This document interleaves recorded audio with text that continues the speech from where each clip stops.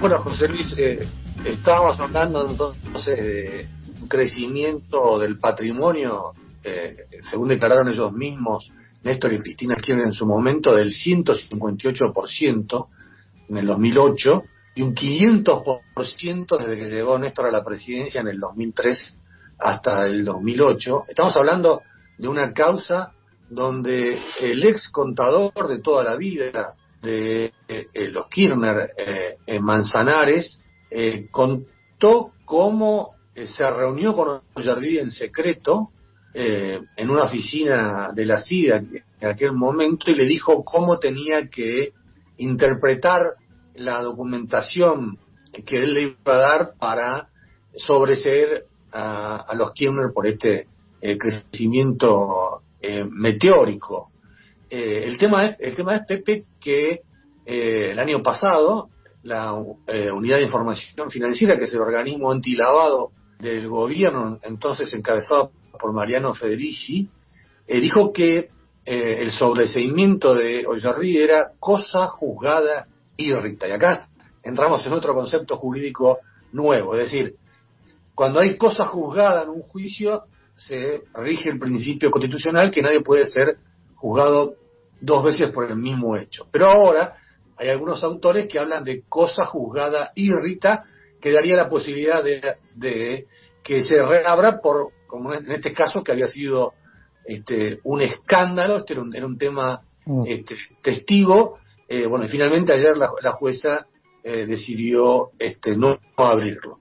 Tenemos en línea al contador Alfredo Popilkin, ex perito de la Corte y presidente de Contadores Forenses, y aparte amicus curiae, amigo de la jueza, del juzgado de la jueza Capuchetti, para que nos explique este tema. Desde tu punto de vista, Alfredo, el fallo de la jueza Capuchetti, que archivó ya esta causa, ¿está jurídicamente fundado?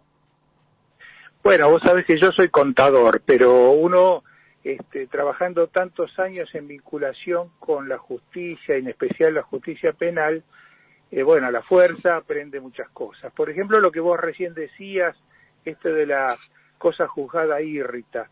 En realidad, es más fácil de entender para el público en general es cuando ocurre un fraude dentro de una pericia o dentro de una causa judicial, un caso penal, cuando eso se tramitó mediante fraude, bueno, existe la posibilidad muy remota, en casos extremos, de reabrir una causa. Y esto es lo que estuvo en juego en los últimos años, porque como vos decías, Ollarvide la cerró en el año 2009, muy raudamente, muy velozmente, en 5 meses la causa, sin que siquiera la defensa de los entonces presidentes y el presidente Néstor y Cristina Kirchner, sin siquiera haber designado un abogado defensor. ¿Por qué? Y bueno, porque todo estaba bastante bien estructurado para que el defensor de los Kirchner sea el propio juez Ollarvide, quien en combinación con una serie de personas que estaban todos trabajando al unísono, me refiero al contador Manzanares, histórico contador de los Kirchner, me refiero a Javier Fernández, que era un operador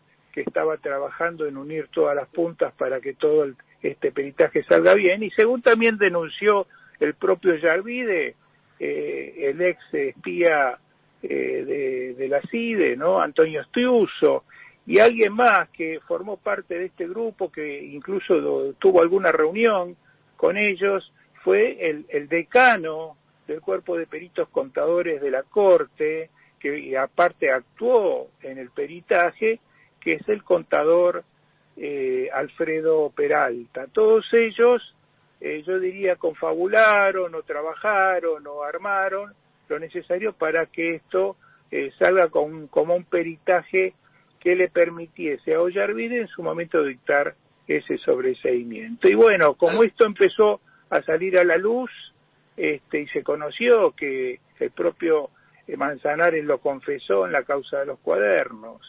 que se habían confabulado, que habían estado todos de acuerdo. Después Ollarvide también lo me acuerdo reconoce. incluso que Manzanares contó que cuando terminaron de arreglar todo esto en los papeles, brindaron con champán, ¿no? Un toque típicamente de Ollarvide. Pero la pregunta es, vos hiciste presentaciones en el juzgado en esta causa específica. Claro, ¿Qué es lo que los peritos siguiente. omitieron? ¿Qué omitieron los peritos en esta causa analizar como para llegar a otra conclusión? Mirá, los peritos forzaron un poco las cuestiones para disimular una serie de elementos, algunos faltantes, como por ejemplo, una forma de justificar el incremento patrimonial era una cantidad de depósitos a plazo fijo que declaraba el matrimonio Kirchner, ¿no es cierto?, que tenían ellos realizados en el Banco de Santa Cruz. Bueno, los certificados de los depósitos a plazo fijo, que sería el documento que respalda o acredita que eso existía, nunca lo vieron, nunca lo tuvieron a la vista. Y le aportaron una planilla de Excel, digamos, con algunos números, unos cuantos cálculos, unos números, y con eso los peritos dieron el ok. Pero ¿qué pasa? Cuando uno entra a analizar los intereses que arrojaban en esos cálculos, esos plazos fijos, que eran mayormente plazos fijos en dólares, resulta que haciendo las cuentas daban unas tasas exorbitantes de interés que les habría pagado el Banco de Santa Cruz, cosa que era imposible para aquella época, tasas del 30 o del 40% en dólares, tasas anuales, ¿no? Que no existen en ningún lugar del mundo y ni siquiera en la Argentina, ¿no?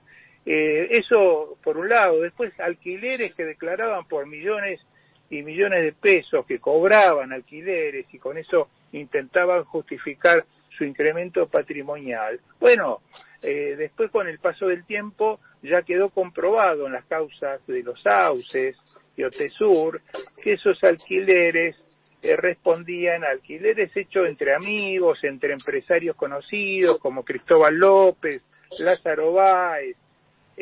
También había préstamos contabilizados como si el Banco de Santa Cruz le había prestado dinero a los Kirchner por 8 millones de pesos en aquel año, que era muchísimo dinero, y que nunca se aportó ni un solo documento de que esos préstamos eran ciertos. También otro préstamo, también por otros 8 millones y pico de pesos, de Lázaro Báez, mejor dicho, de Austral Construcciones, la empresa, la sociedad anónima de los Báez, que en realidad era un asiento contable, ¿no es cierto?, porque cuando se armó toda esta batahola y saltaron los problemas, enseguida revirtieron el asiento en la contabilidad de Austral Construcciones, y como hizo muchas cosas, ¿no? La verdad que fue un escándalo, ¿no?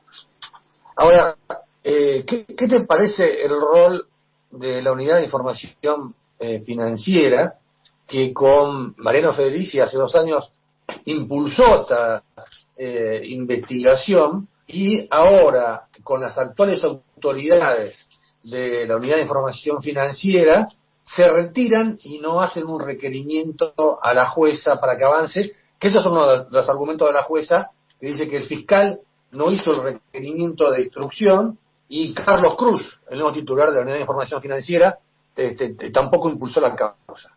Claro, y eso, el broche de oro, la UIF actual, con Cruz a la cabeza, digamos, le da el pie necesario a la jueza para cerrar la causa, retirándose como querellante también.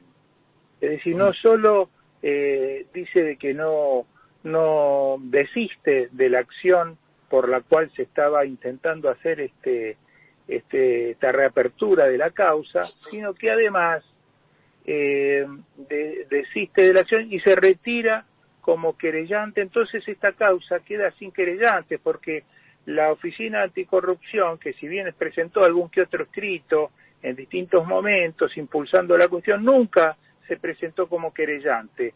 Por otro lado, los fiscales, tanto Tayano como eventualmente podría ser la Procuración de Investigaciones Administrativas, pero Tayano principalmente, que es el funcionario idóneo para impulsar el tema, otra vez se cayó la boca, no lo impulsó, dijo que no había elementos suficientes como para que se produzca esa reapertura, y bueno, claro, esta jueza, por otro lado, te digo, Daniel, mi opinión de Capuchetti, que por ahora la tenía como una jueza en duda, digamos, si era una jueza que trabajaba en forma independiente o no. Yo estuve leyendo detenidamente desde ayer hasta hoy más o menos la resolución de la jueza, y vos lees las 2 primeras páginas de esa resolución de 25 carillas y te das cuenta rápidamente que hace un gran esfuerzo para resaltar todas las argumentaciones que favorecen la no investigación, y disimula y omite la jueza un montón de consideraciones que yo conozco paso por paso porque lo hemos seguido en su momento y tenemos también copia del expediente. Resulta que lo viene disimulando y hace esa mirada sesgada que, claro, con el desistimiento de la UIF, todo eso hace que termine en un cierre definitivo de esta causa, ¿no? De cualquier forma, yo creo algo, ¿no? Supongamos que el día de mañana la situación se modifica y aparece un juez independiente y alguien se anima a pedir una reapertura de esta causa. Bueno, eso también siempre está vigente, porque si bien es cosa juzgada, o puede ser 2 veces cosa juzgada como ahora, bueno, no hay 2 sin 3, puede haber un tercer intento, porque las irregularidades están a la vista, son muchas, son muy pronunciadas y muy vergonzosas, y además se trata de una causa emblemática para el país. Bueno, Alfredo Popilkin, titular de la ONG Contadores Forenses, expedito de la Corte, muchas gracias por la entrevista, por la explicación sobre este fallo de la jueza Capuchetti, y seguimos en contacto. Muchas gracias, Alfredo. No, gracias a vos, un placer, hasta cualquier momento.